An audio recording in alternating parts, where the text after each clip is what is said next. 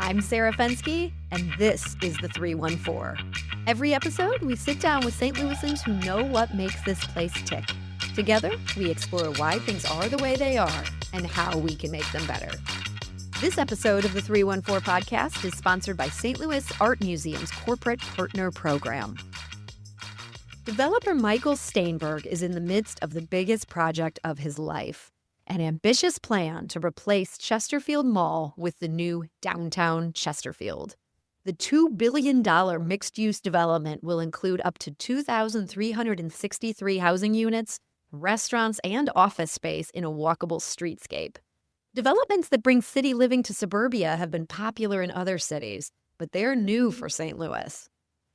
For Staenberg, downtown Chesterfield is the culmination of relationships he's built in the West County suburb dating back to the Great Flood of 1993. His more recent work in Chesterfield includes the district and its music venue, the Factory, as well as the Hub. It was interesting to hear him explain how these disparate projects led to his current project and how he sees downtown Chesterfield helping make a better region. He also discussed what's kept him rooted in St. Louis when he could live anywhere. After our conversation, St. Louis Magazine staff writer Ryan Krull joins us for the closer. He'll explain how a canceled St. Louis company may be making a comeback. But first up, Michael Staenberg, founder and president of the Staenberg Group. Michael Staenberg, welcome. Thank you. Good morning to you. So I appreciate you coming in today because I know you have so much on your plate right now, and it feels like this really giant project. You're in the middle of reimagining Chesterfield. Is that fair to say? It's a reimagine. You know, it's an interesting project because it is one of the largest I've ever done, but it really has an interesting history. I went down to the valley and started buying land, and there was no interchange.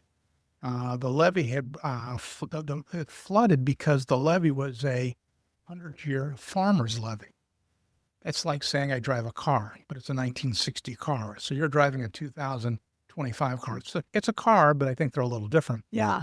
So I was able to convince the city, the Corps of Army Engineers, the levee district, MoDOT, the county, the federal government to let us build an interchange to help us fix the levees. These things were kind of all tied together They were in all terms tied of the together. financing. Right. Okay. And so I started in 1994, 95 doing this helpful with Lou Sachs. And I started building Chesterfield Commons. And I'm proud to say that in 1999, we opened the Commons. And it's the longest strip shopping center in America. It's 2 miles long on both sides. And it's about 1.8 million to 2 million square feet, depending on if you count the out parcels or whatever. And it's been very successful. And so you say, why do I bring this up? Because there's a lot to the why I got involved in the mall. So in 2012 or 13, I was approached by the Taubmans, Billy and Bobby out of Detroit. And they came in and said, we want to build an outlet center. And I said, okay, that's great. And there's a piece of land that's wide, but very narrow. And I said, that's great. I looked at it. I said, I don't know how you're going to make any money. And they said, well, we'll make some money. I said, okay. So they said, we need an easement for the sewer and, to the interchange. I said, great. These are the 4 things I want. They weren't minor. They, pay some of the sewer tap fees and don't steal my tenants. And we shook hands. So I became friends with them. And in 2017, they called and said, we're not doing very well. Simon built the center down the street. We probably made a mistake and we want you to buy it. And I said, well, that's kind of interesting. You spent $135 million here. What am I going to buy? And well, we worked out an agreement to our advantage. So we bought it, and I had no idea what I was going to do out there. And people said, well, what do you think? I said, I have no idea. This is long before COVID, long before entertainment was an idea. And I came up with this idea that we were approached by Topgolf, which was great. And then Main Event, and I said, well, I'm going to build a music venue out here.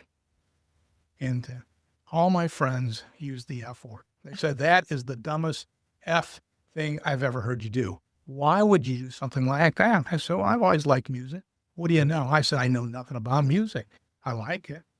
And fortuitously, Brian Karp came into my office about a month after I came up with this idea. And he says, I'm looking to come back here. He'd worked for Live Nations and Shoots Entertainment Group. So I said, okay. I said, Brian, we're going to fly around the country and look at music venues. He said, what do you mean? I said, well, imitation's the finest form of flattery. We got to get out and I got to figure out what we're going to build. Yeah. You know, the competition was the Stiefel, the pageant, he'd run these type. And I said, okay. So we went to 20 different venues. And I'd go to the show, but I wasn't interested in talking to the owners or the management. I wanted to talk to the people maintaining it, the people booking it, all the people that ran it, not the general manager. So the thing I learned was that the customer isn't you and I. It's not the ticket buyer. We're not. No, we're not. Who's the customer? The customer is really simple. It's the artist.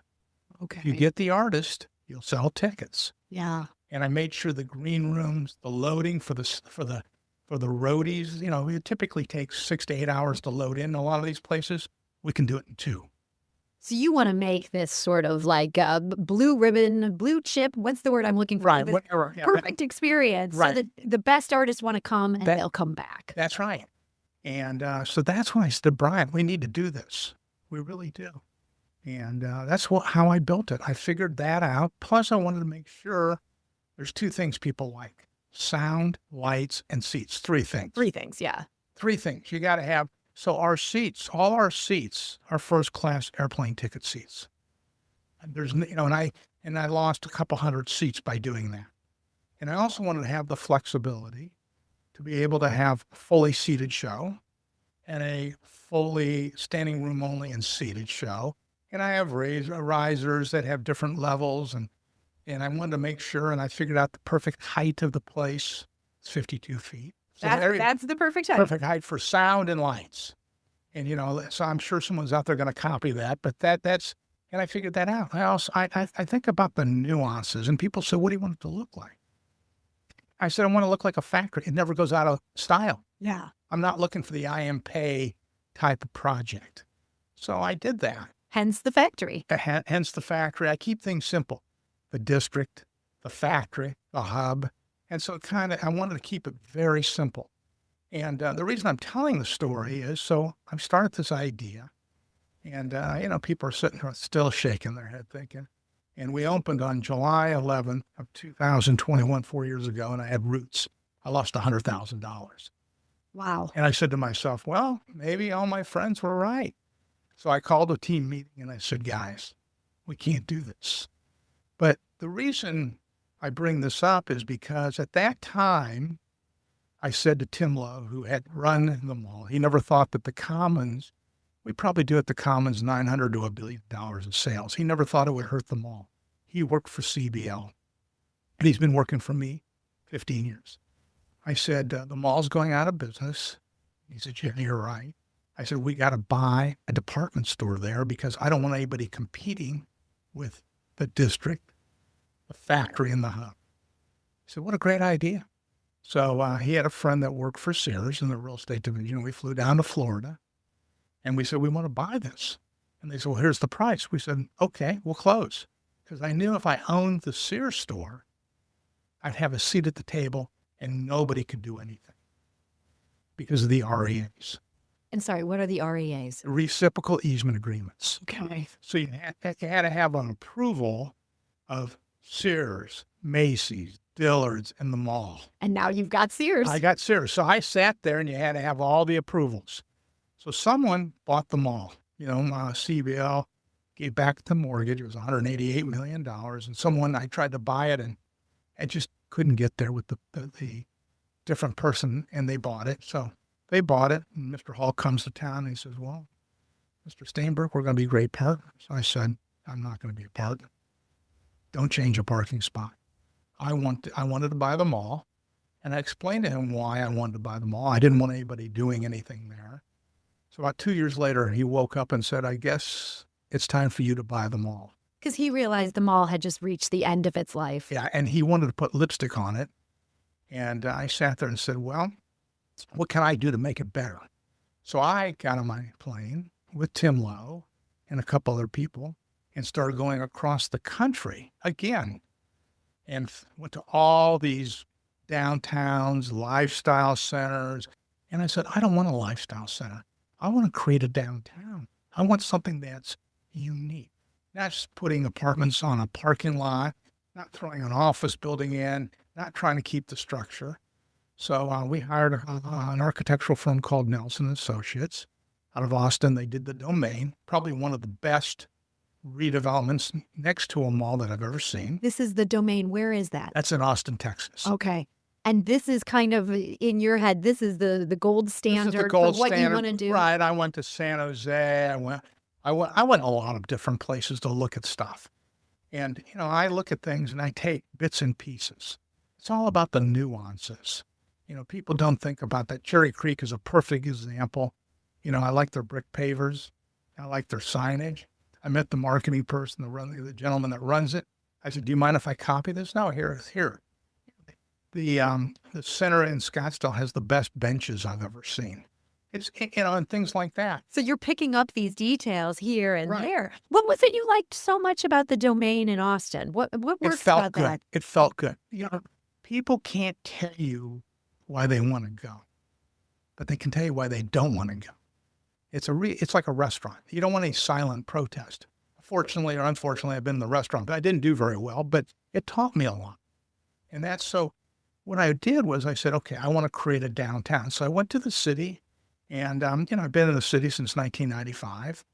Dan Hurd, who's now the mayor, has been there since 1995. A lot of the same people have been there, and they were skeptical of what I was proposing. But I said, have I ever let you down? I fixed the commons. I built an interchange that nobody else had ever done. First architectural interchange in the state of Missouri. I said, we built it in 11 months. Everybody told me it was going to take 3 years. Everybody told me it was going to be $35 million. We spent 11.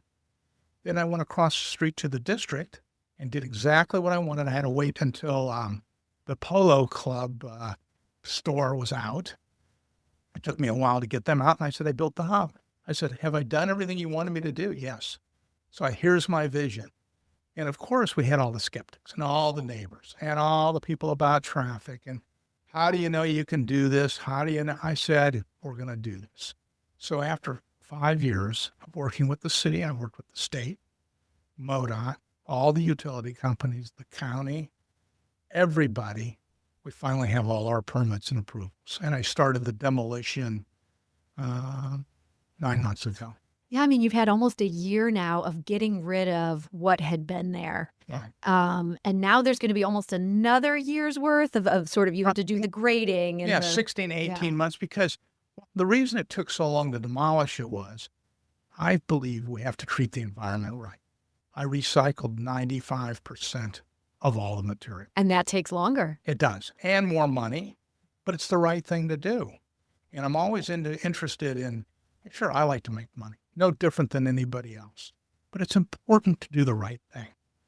And so now we're almost done. We're still recycling some of the concrete and the asphalt so we can use it on site.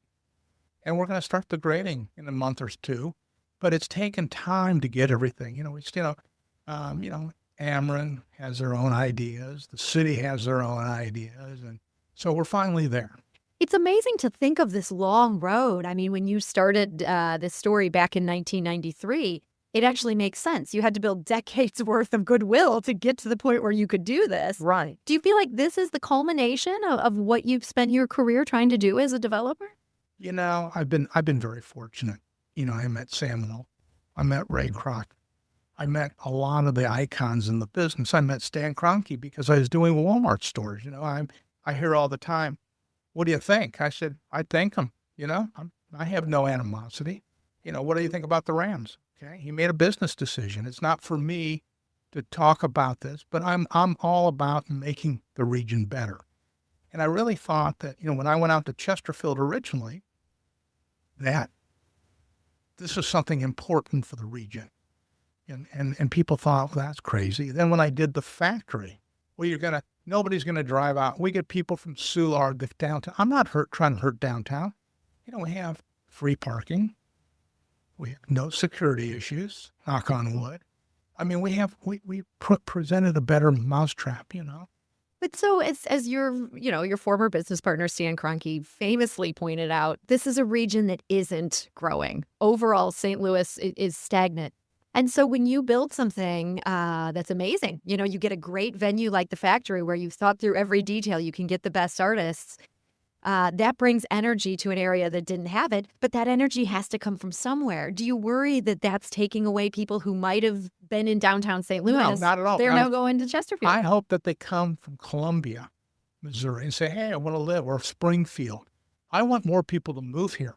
I want to make it a better area. And you have to have the goods and services for people to want to live here.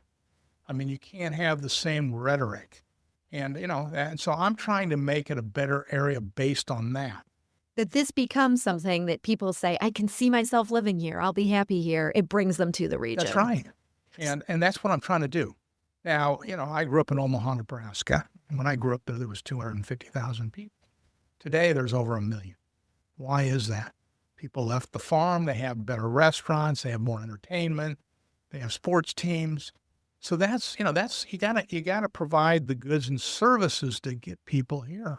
And I'm not just copying. This isn't like, oh, I'm going to go after the Galleria, or I'm going to go after the West County Mall, or I'm going to go after Plaza Frontenac. I'm trying to be unique and bring something that's different. Who do you see as sort of the downtown Chesterfield resident? Who's going to choose this development?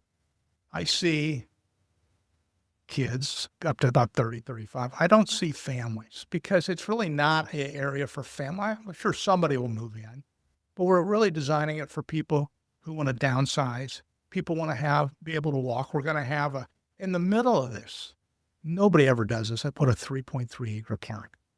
Nobody's ever done this. I've gone around the country. It might be on the back side or this side.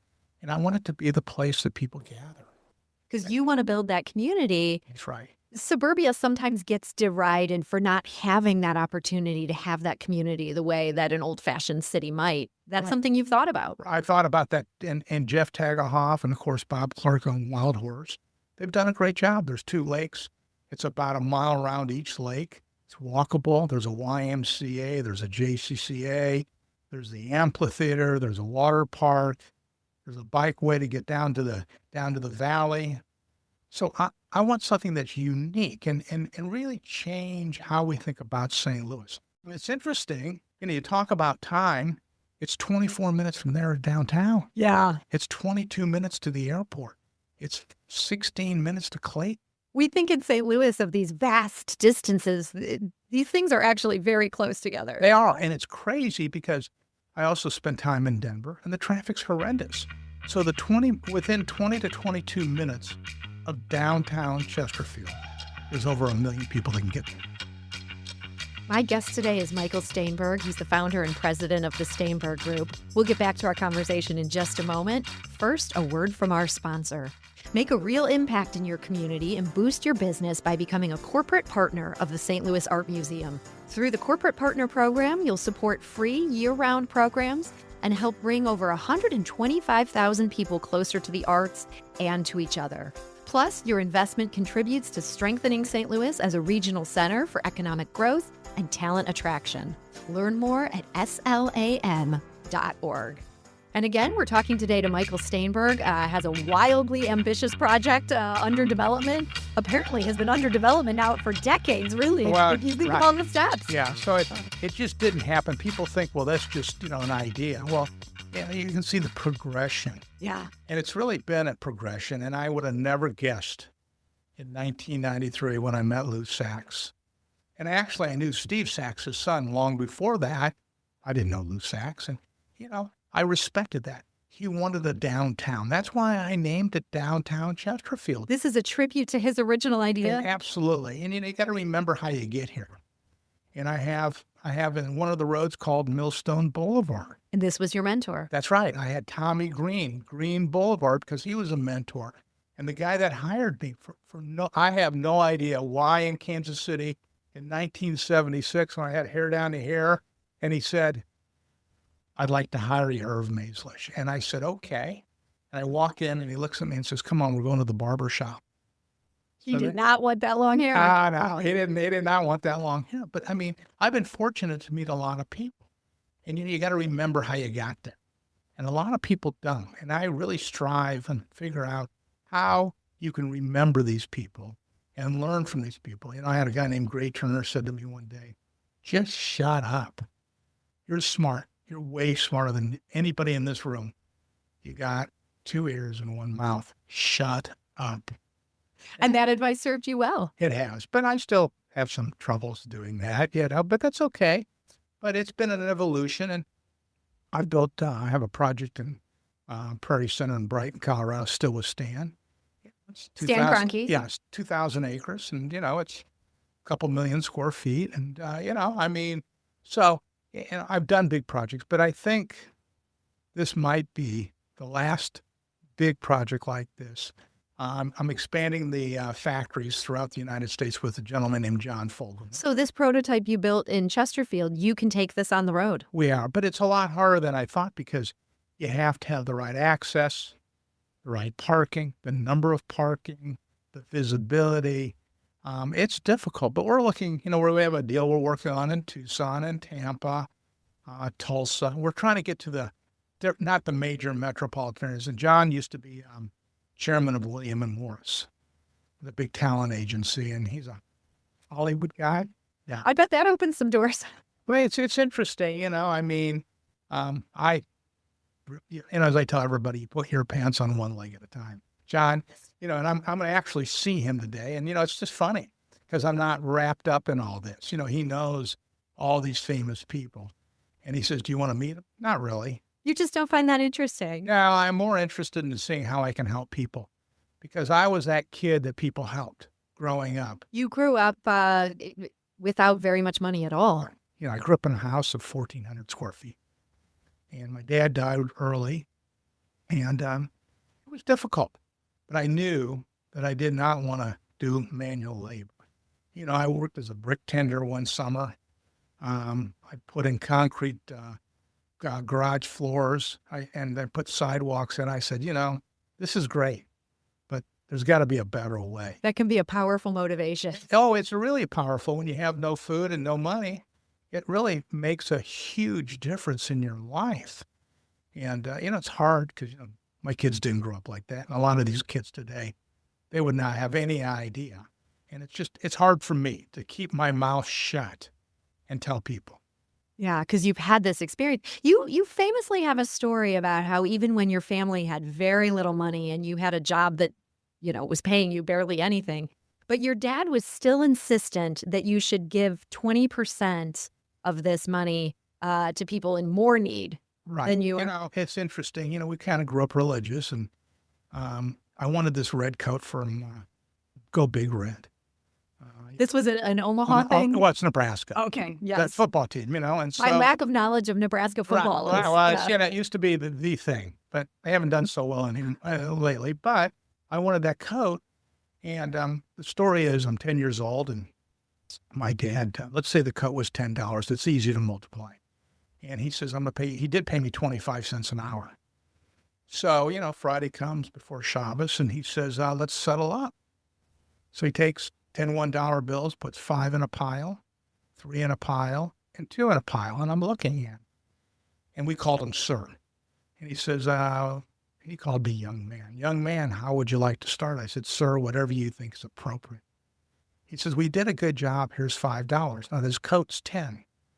And I'm looking at him. And he says, the $3, we're partners. You like the roof over your head?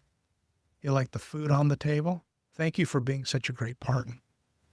And then he says, the $2, and he says, what does the Torah teach you? Well, you're supposed to give 10% of what you make. He says, we're not a 10% family. We're a 20% family. So thank you. I'm 10 years old, fat little kid, and I run upstairs crying. I think most 10-year-olds would. Oh, I was just devastated. That coat was within your grasp. I know. I thought Monday morning, I was, the blue laws, weren't shopping on Saturdays. I thought, Monday, I'm going to get that coat. And so he comes up after an hour and says, we've missed dinner.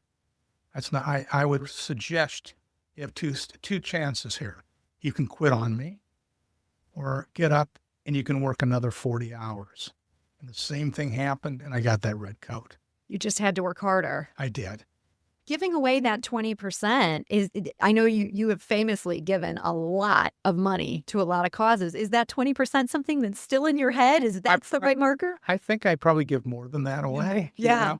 Because, I've been fortunate. My kids, everybody has what they need. And, if I can help someone, I think it's really important because, again, people help me. And I remember, how many cars do you need? How many pairs of pants do you need? How many glasses you need? You can wear things one at a time. And I really, I'm not interested in having, my favorite restaurant in town is Truffles. Okay. It's nice, but it's not. You're not going to spend the $500 for a meal there. No. And it's good. I like Tom Sander Day and he guns. I mean, I still drink Macallan's, but I also drink Dewar's. It's nice, but helping people is really where I am. And through this downtown, I hope to change the region. I'm big. I joined the Regional Business Council with Kathy Osborne. I was the 20th of the 20 people, and I don't know how they found me because, she called and said, "Would you like?" I said, "Well, I'm nobody." Well, this isn't, the blue bloods. We want to get people. So I've been there now, I think, 25 years. I'm curious about your relationship with St. Louis. You moved here in 1983. And you're now at a point of your career, you could live anywhere. You're doing all this work in other cities.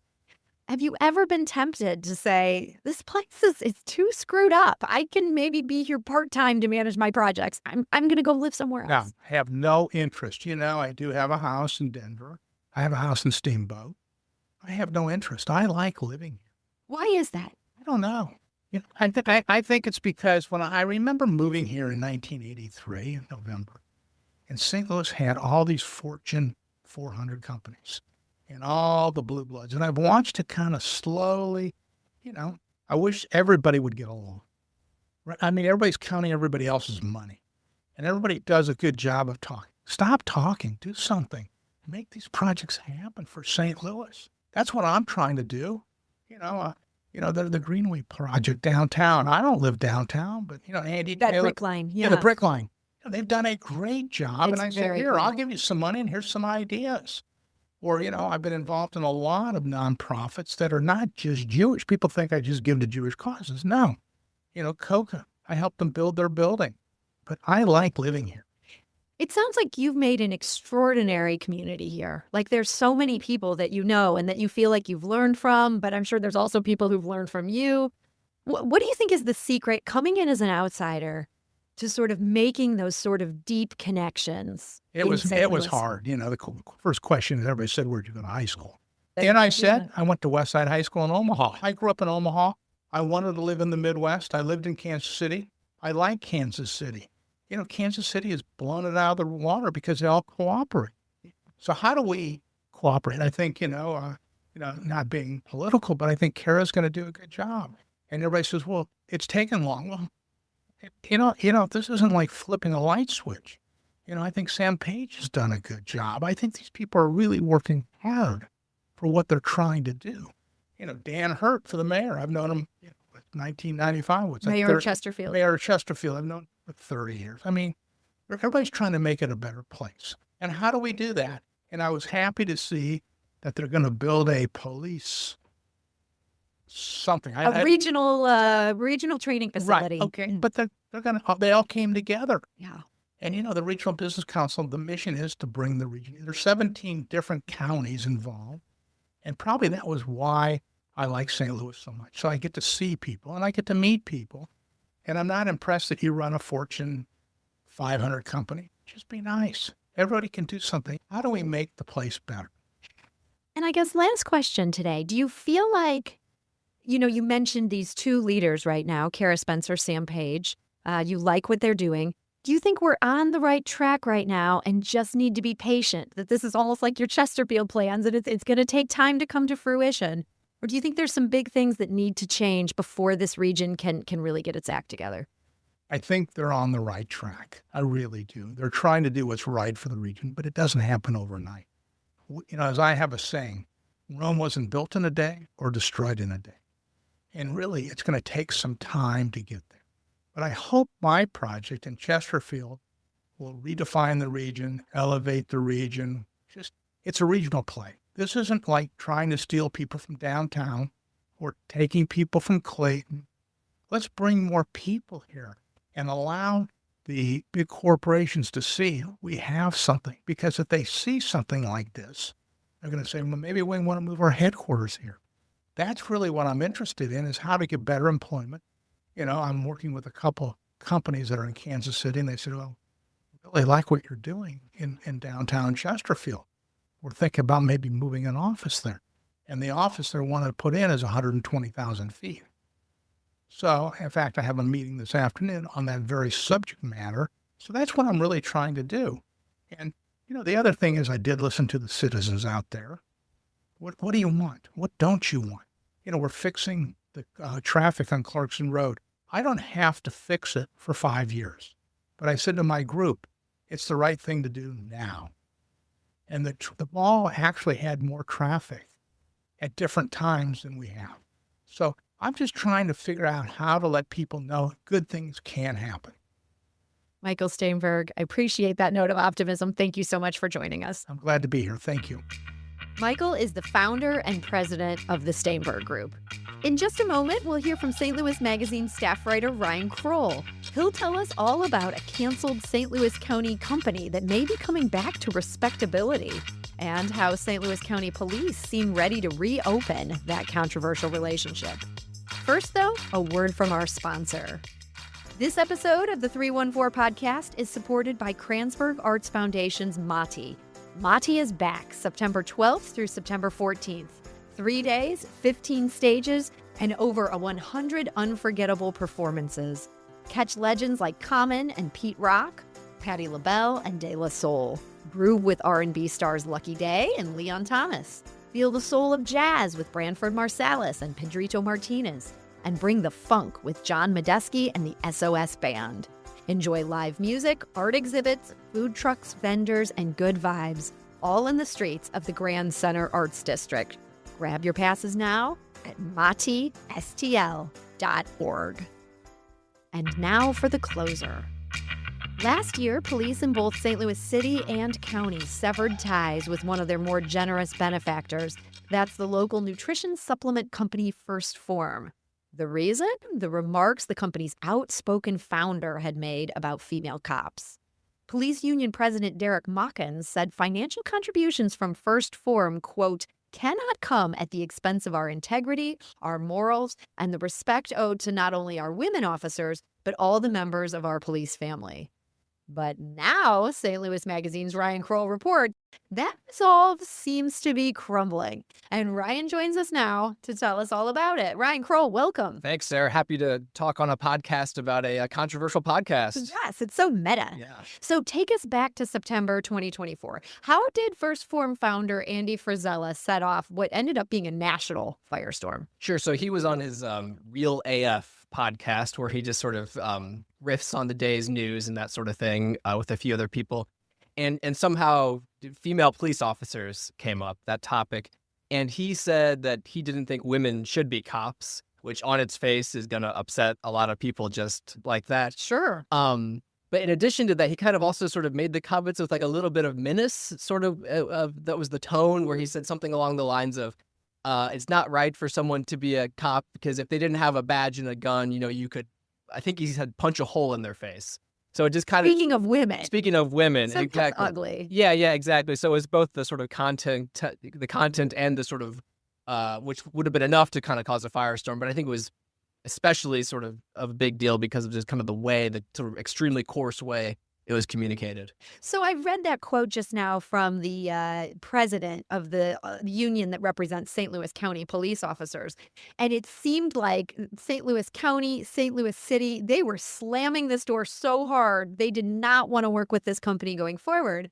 When did you start catching wind that the vibe had changed? Yeah. So some people were kind of texting behind the scenes. And what they were saying, and it kind of depended on who you asked, either folks who are maybe a little bit more, generous kind of with the way that things were shifting, were saying, well, hey, look, First Form had been kind of like a staunch supporter of the police and of first responders. They'd given a lot of money to the to like organizations like Backstoppers. That supports officers wounded in the line of duty. Exactly. And that the argument went like, is it really fair to kind of punish hundreds of employees or sort of blacklist hundreds of employees when for the comments of just one guy whose affiliation with the company is very tenuous at this point. Because he was the founder. He was. He's not currently the CEO. Exactly. And it's really hard to tell, but as far as I can tell, he wasn't the CEO last year either. And I don't know exactly what his role has been. I sort of think it's a little bit analogous to the to like Ray Hartman and St. Louis Magazine, where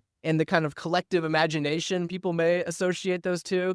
But no longer the case. Exactly. On the other hand, isn't this founder's brother running the company? There you go. We are not being run by the brother of Ray Sure. Hartman, if there is even a brother. Exactly. No analogy is perfect. Yeah. But yeah, you're right. So Sal Frizella, who is Andy Frizella's brother, is the current, was and is the CEO of First Form. Okay, so the guy who made these remarks still had some ties to this company, but you could sense this thawing of the ice. Exactly. And again, some people said, well, it's just time to, Andy has apologized. His brother immediately condemned the comments, sort of contemporaneous to them being made. Why don't we bring him back into the fold? And the sort of more, I guess the people less generous to the police were saying, well, First Form, they drop a lot of free stuff off at the precincts, and these cops just want their free stuff. So that was the kind of conversation. That's where it was at when I became included in it. What did you find out about, this reconciliation? Sure. So I talked to the executive director of the St. Louis County Police Officers Association, which is the union for officers in the county, and he said that this was going to happen. There was going to be a reconciliation eventually, just a matter of time. And he said that from what he was hearing, there was basically kind of like three schools of thought among his rank and file. There was folks who were still very upset. They wanted absolutely nothing to do with the First Form. They were never going to buy, First Form was never going to get a dollar of their money ever again. Then there are other folks who said, kind of like I said before, why are we punishing this whole company for the words of one man? And, isn't it time we sort of bury the hatchet, so to speak? And then he said the biggest thing was like for most guys, both guys and gals, in this case, they didn't care one way or the other. They thought we got bigger fish to fry. We're short-staffed.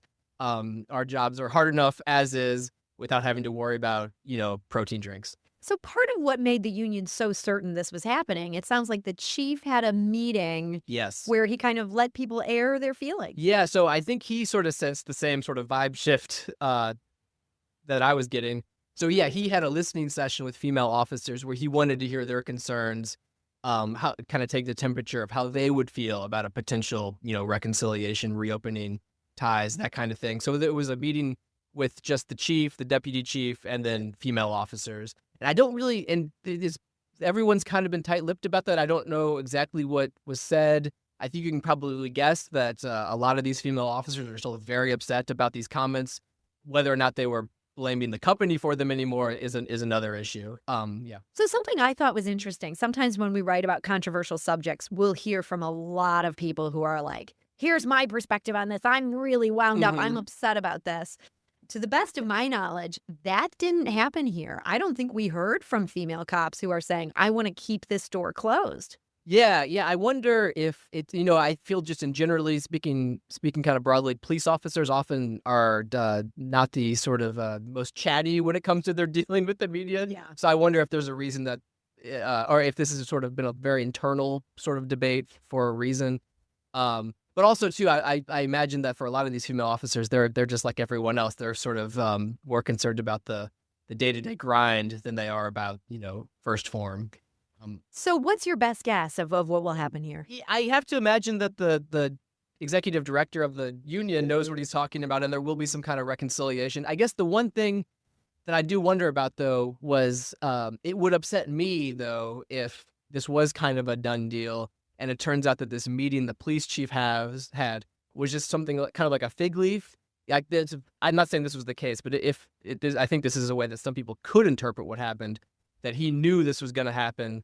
So we had this listening session to get people's thoughts, even though he sort of knew what the ultimate outcome was going to be anyway. If that proved to be the case, I think kind of ironically, that is maybe the one thing that could sort of derail the whole reconciliation to begin with. So that's that's a wrinkle that I guess we'll have to kind of see how it plays out. We will see how it plays out. Ryan Krull, staff writer at St. Louis Magazine, thank you so much for joining us. Thank you.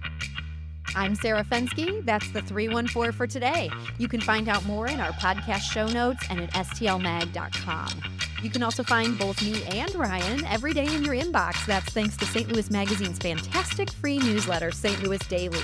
It's a fresh take on St. Louis with insight and original reporting.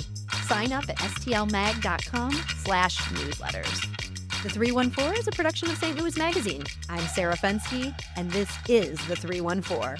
See you next time.